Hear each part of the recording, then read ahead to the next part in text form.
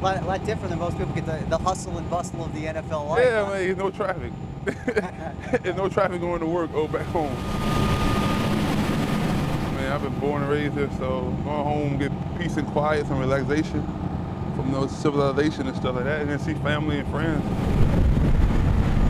As a kid, it was a nap time. It was like a quick nap before school and after. So high school was about a 30-minute boat ride to the mainland, another 10 minutes to McIntosh County Academy, where Alan Bailey developed into a highly sought-after football player.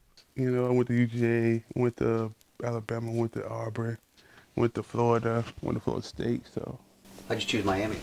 I wanted to get out of the state. So Southern Florida was next. He continued to develop into one of the country's best defensive linemen, became a third-round draft pick of the Kansas City Chiefs. But yeah, that's me being the first one to graduate, and then everybody came down for that. All my sisters. What does it mean? I mean, obviously that's a big difference between football. I mean, honestly, my mama cried at graduation before I got drafted. She didn't cry when I got drafted. She cried at graduation. That tells you a lot.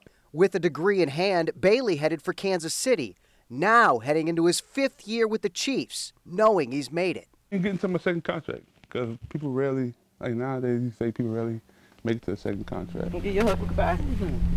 He didn't get the hug. Yeah, I have been a wildest dream. Never figured he would get this far to play into the NFL football thing from a kid come from a small island like this. I mean, the owner used to be R.J. Reynolds. He used to own, I guess he used to own the island.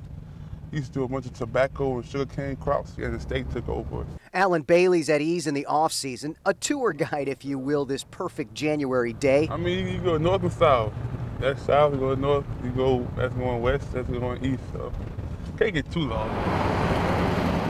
Bailey's proud of his heritage, humble of his beginnings. Was it tough times for you when you were a kid? But you would never know that because my parents would never let it show. Plus, we got so much, they had siblings, so we never thought about that. We'd always have fun together and things like that. So we didn't think about the hard times, honestly. Yes, people. Hey. He has no swagger about him because he got a nickel more than he had yesterday. He's just the same Alan. Everybody know when I'm home, they hear gunshots. Bailey learned to shoot at a very young age.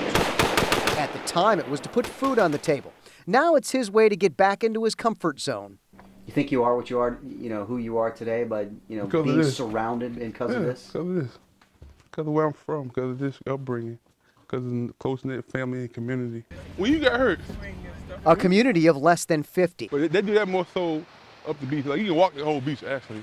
Alan Bailey, from Hog Hammock to Kansas City. He's now a chief in the fast lane of pro football from this small, serene island. They're on private island beach, right in the backyard of South Georgia.